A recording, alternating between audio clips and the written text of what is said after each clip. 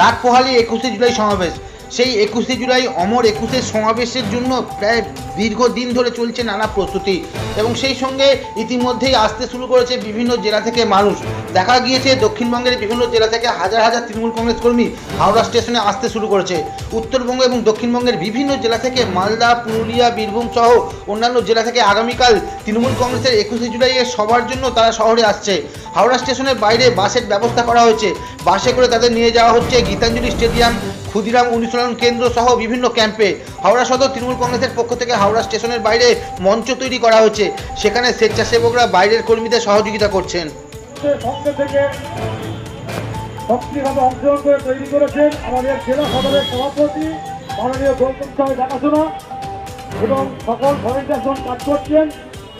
আমাদের অন্যতম অভিভাবক তথা হাওড়া জেলা সদরের সভাপতি, আপনারা সকলে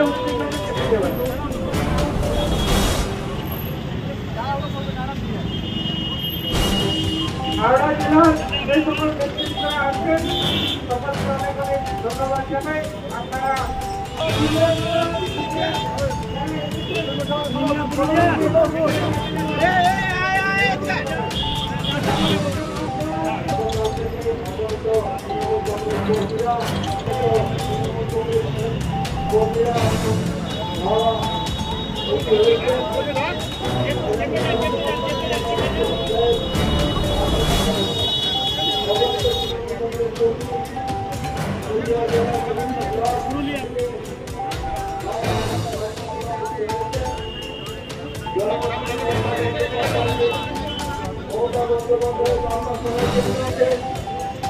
তৃণমূল কংগ্রেস সহযোগিতার হাত বাড়িয়ে দিচ্ছেন পুরুলিয়া জেলা থেকে অগণিত তৃণমূল কংগ্রেস কর্মীরা হাওড়া স্টেশনে।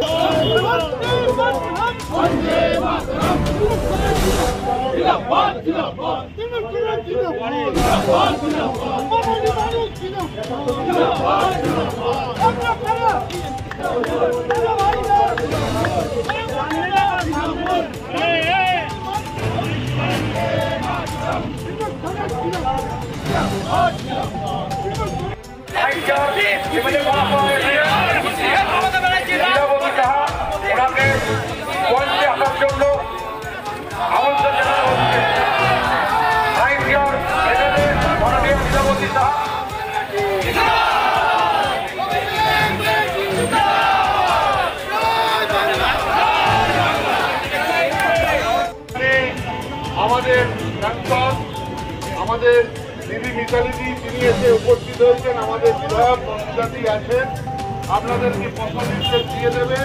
আপনারা দেখতে পাচ্ছেন আমাদের সাংসদ আমাদের মিতালিদি তিনি আমাদের মধ্যে লোকজন নিয়ে এসে উপস্থিত হয়েছেন।